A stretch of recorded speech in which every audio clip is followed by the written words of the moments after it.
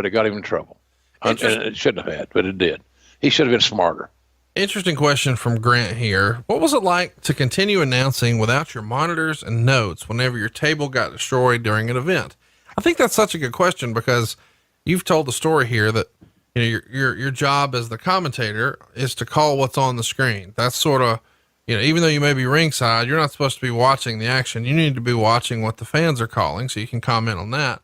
But when that monitor goes down as part of, you know, the destruction of one of these tables, but it's not the final match, how do you adjust? What do you pivot to?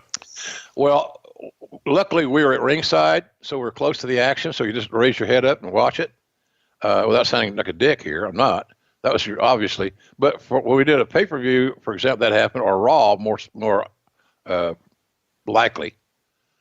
The great thing we had was the backup was the Titantron. Oh yeah, there you go. So, and we're looking right at it. Sure. So that saved us. There was a little unlikely, bubble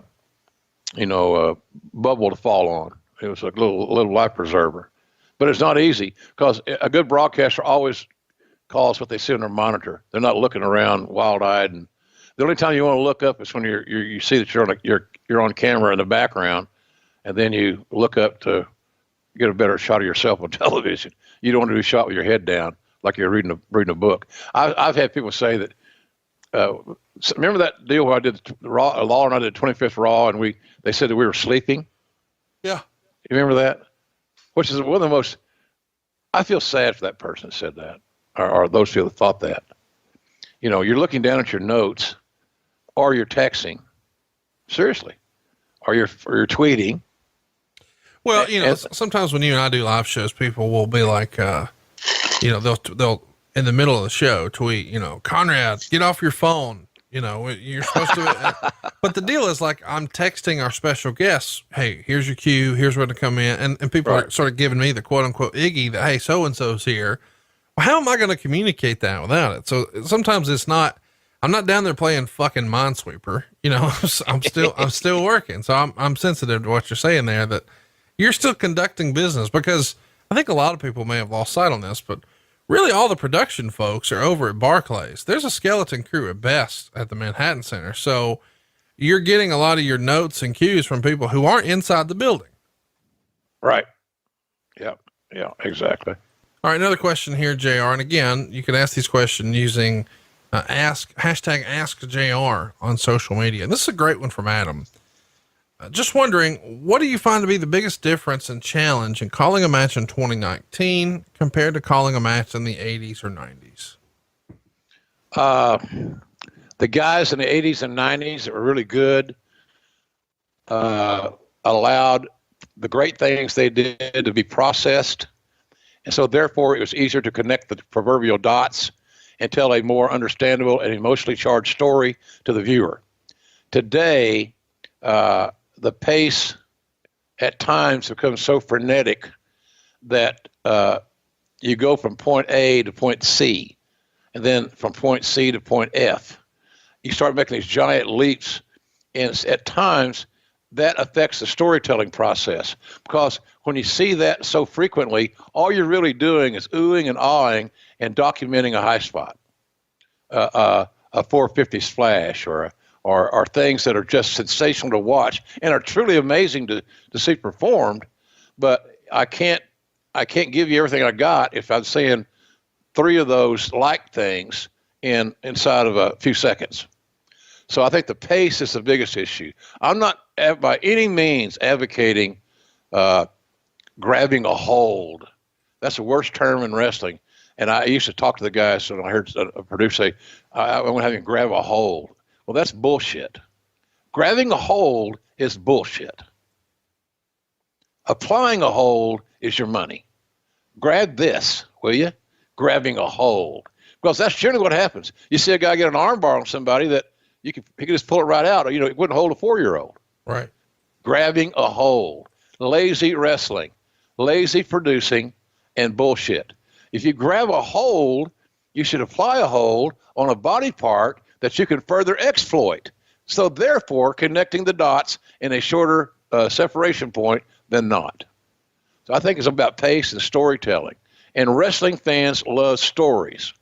And I know some fans really, really like aerial, the acrobatics and the flying stuff. And I'm one of them. I'm just not as refined about my knowledge of it as some of the younger fans are.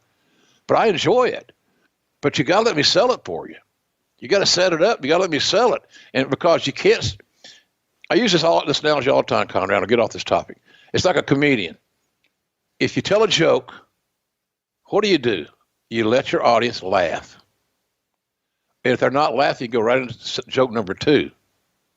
But you don't go into joke number 2 if they're laughing. That's right. So that's what I'm saying. Let us process this amazing thing you've just done. And maybe at the end of the day, you do fewer of them, but the ones you do execute mean more. I miss that. I miss the storytelling.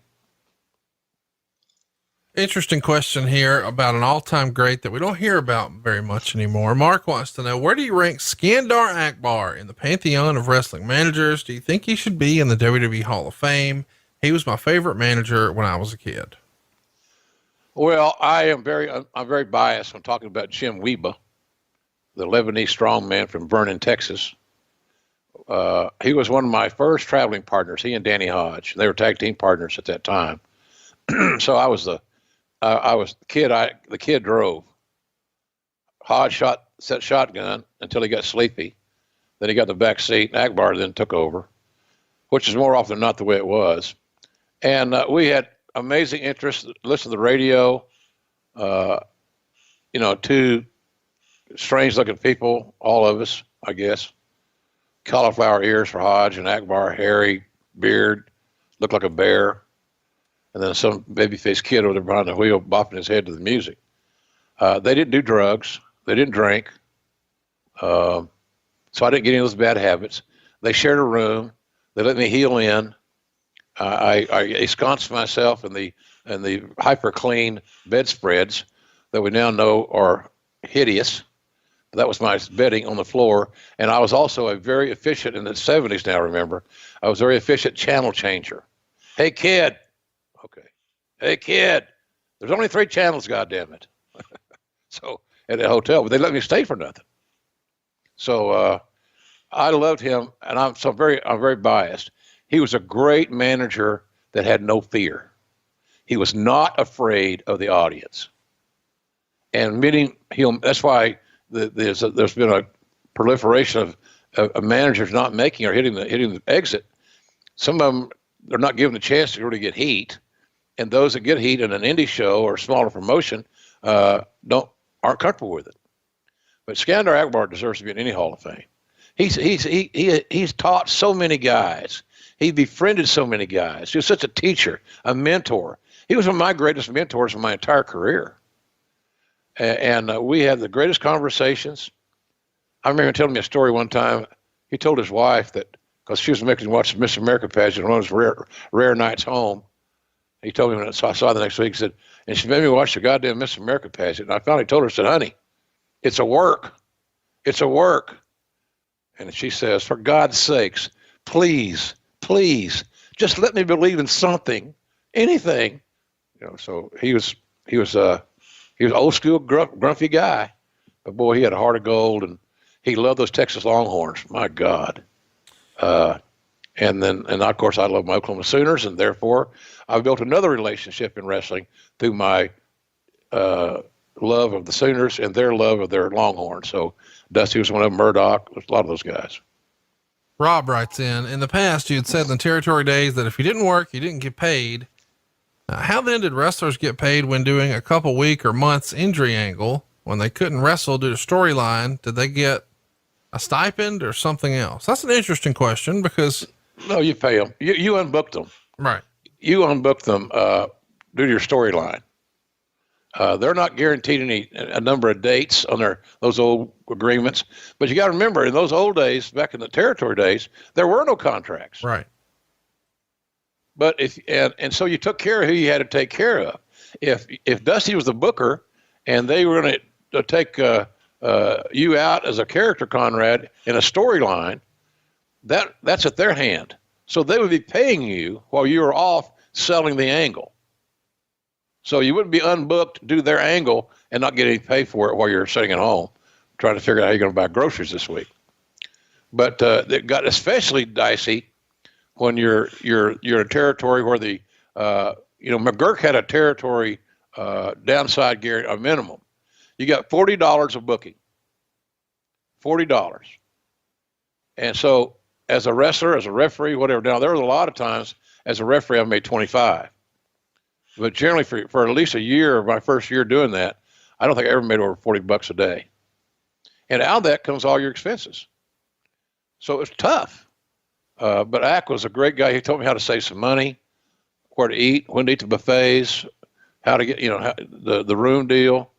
He was brilliant, but he had such a big heart. He helped so many people. I went to his funeral, and Danny Hodge and I cried, and I was just happy that Hodge didn't squeeze me so hard in our hug that I had to be hospitalized. But I loved Ak, a good guy.